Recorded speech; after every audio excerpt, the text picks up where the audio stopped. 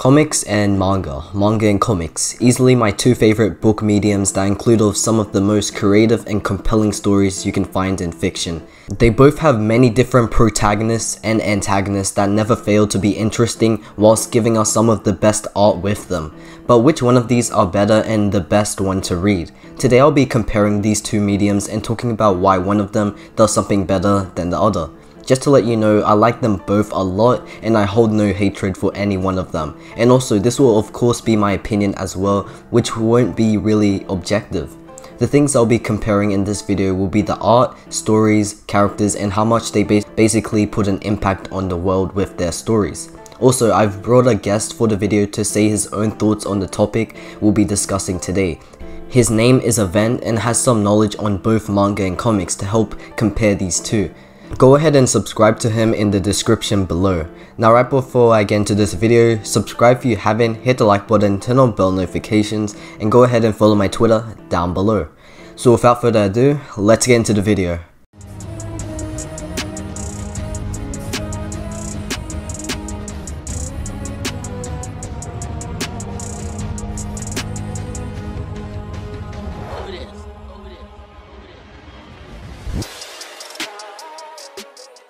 Now the first thing we can compare between these two are obviously the art they both have. The medium of Western and Japanese comics both rely on the art that they have to display to the readers to give out what the series is trying to convey in picture.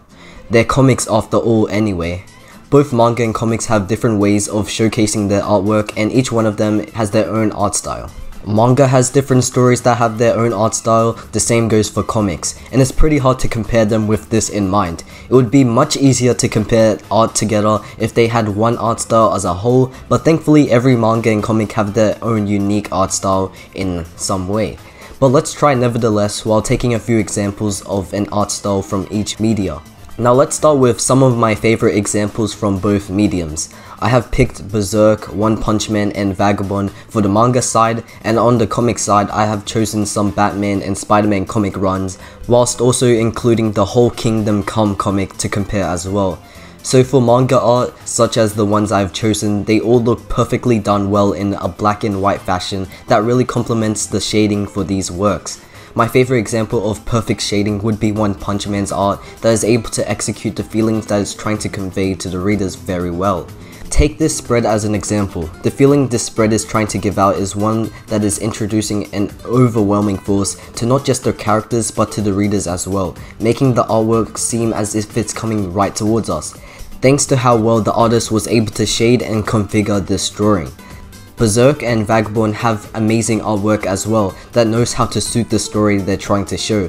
Berserk is the perfect example of this, giving us dark and gritty panels and spreads, yet the drawing is able to find the beauty in it, just like in the story with how the protagonist is going at the moment. Vagabond has complete realistic art as the story is based on a real life figure who was actually real. Vagabond's art complements this by giving us some realistic and breathtaking art, just like a real picture you would take in real life would look like.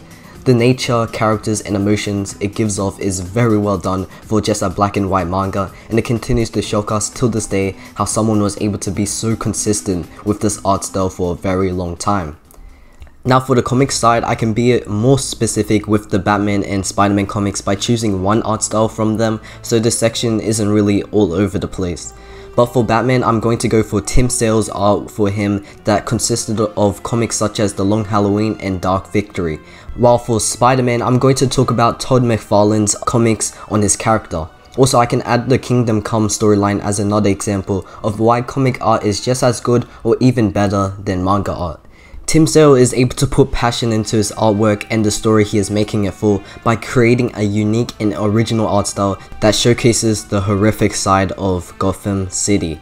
The villains, the overall characters, and even our main protagonist all look sinister to the eye with this art style, and it really fits the story it's trying to show. The absurd faces and packed details are as well strangely amazing to see, really making it one of my favorite Batman art styles of all time. For Todd McFarlane, I love most of his Spider-Man comics, especially the art he makes for them. The Venom art style he did really became the ideal Venom for me, and every time I think of Venom's character, this design always pops up in my mind first. It's just a very iconic art style that is able to show what it's trying to do for the comic in a perfect way. Todd McFarlane also worked on Spawn, which is another great comic with amazing artwork as well. If you haven't read some Spawn, check it out. Kingdom Come is a comic that was able to show one of the most highest peaks of comic art of all time. Most panels really look like paintings that would be hung up in a museum. The way the characters are structured and shaped looks so realistic, and it's amazing how this actually turned out as an actual comic instead of being on a canvas on a wall. It just blows me away on how well this comic looks, and I think it can rival the highest peaks of manga art as well, or even being better than them overall. So now that I've spoken about the art of both, I can now see which one will win in this section. Both have really unique and different art style in their respective mediums, and it's hard to compare them without having a biased opinion on each artwork. I easily think One Punch Man and Kingdom Come's artwork are the best in their divisions, but overall I love the consistency of comic book art more than manga art. The way the colors are put into the characters, making vibrant panels and spreads, giving us some of the best art in comic book history, is something that just shocks me each time I look at their art. I love manga art, but comic book art takes its sense of the more creative feeling it puts into its overall colors, which is something manga doesn't really have, as it's mostly, well, black and white. Now let's move on to talking about stories, with Avent taking up the mic. The story of a piece of fiction is the most important thing in, well, making it fiction. These are what manga and comics both do well in their own rights. First we have manga, which have their own way of showing us stuff in more of a exaggerated sense. Take Death Note for example, one of my favorite manga/anime. The potato chip scene is the hugest meme in most of the genre, because it shows how far some mediums of fiction can go. Whereas comics usually have more of a sense in where they convey battles. In most battles, there might be more of a dialogue, but mainly we focus on the fight. Whereas, of course, the mangas take a different approach, with sometimes adding flashbacks, more dialogue before fights, stare-downs, long pacing, which usually happens in old-fashioned manga. And I'm not saying comics don't do the same, but usually it's used more in manga. But actually, in my opinion, when it's good dialogue, flashbacks, it can actually add more to the story and make me feel something for the characters and actually make me feel invested in their character. Comics also usually have well written stories for characters, which usually happen before or after an act of conflict. What makes a story special is the beginning, rise to action, and then with the climax and then the conclusion to whichever problem has occurred in the fiction piece. I say that both manga and comics both do well at that on their own rights, with whatever pieces of stories there are in those pieces of fiction. Also, some differences in manga and in comics is, well, culture. Some cultural things affect both mediums, like for example, how if the action that's happening doesn't move the plot forward, then there's no reason of it being there. Well, that's what people in the story writing industry for English think, or the Western culture. But no, Japanese people take a different approach and like to put stuff in the story, even if it doesn't affect the plot in any way, shape or form. That's why you may notice that one series you were reading or watching had an action that happened that didn't even affect the plot. Well, that's because they like to add stuff that will actually make you feel something, and not something that will just move the plot along.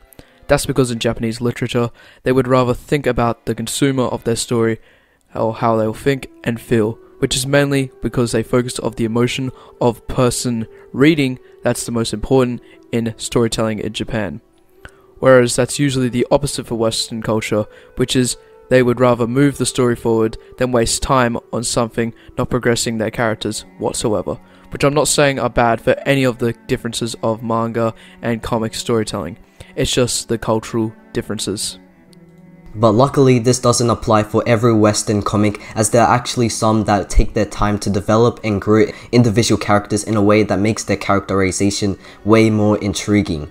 This way is shown through different stages in a comic, which could look into one character or a few others as well, and sometimes the writer is able to handle multiple characters just as well as working hard on one individual character.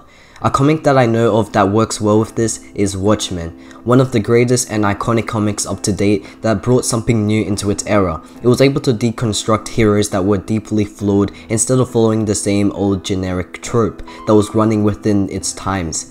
The way it was able to simply create new characters into the DC universe and executing them perfectly whilst they just had first appeared was really shocking, as there weren't any past stories of any of the characters in the Watchmen and were just brought up in this comic for the first time. Another one of my favorite things that was in this comic was how it handled the comic within a comic trope. The way it was done was really compelling, as it was able to mirror one of the main characters into this comic as the story went on. An additional comic that can be talked about within the idea of character-focused stories is Daredevil Born Again. The story follows our main protagonist, Matt Murdock, go through the troubles of having his secret identity leaked to his toughest enemy, the Kingpin. It's a story of rebirth, and it does it in a way that emotionally grabs you into the comic from the start to the very end. It just works really well for Matt's character, and the way he works himself up from the pits of his downfall was some amazing writing to witness. This story also shows the length of Daredevil and Kingpin's rivalry that gets you interested into how far it really goes. So which medium really has the better stories? Both have amazing ones, I can say that, but which has the more consistent and engaging ones the most? In my opinion, I think manga has more consistent storylines than comics. For comics, stories are usually all over the place in a way that gets you confused on what was the sequel after it. Some arcs get retconned and universes get constantly reset, making following stories not really satisfying. I'd say standalone comics like Watchmen are the better kind of comics instead of long-running ones, but overall manga has the better consistency, as the stories in that medium all have their respective universes, which makes it easier to follow them and more satisfying to see.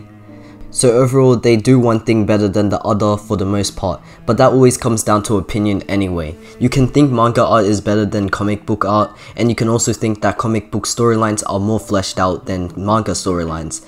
I love both of these mediums, and it was really hard for me to compare them to each other, but I hope you were able to grab something from this video, like getting a new manga or comic on your mind to read. I highly recommend One Punch Man for the art and Watchmen for the story. They're both really amazing works.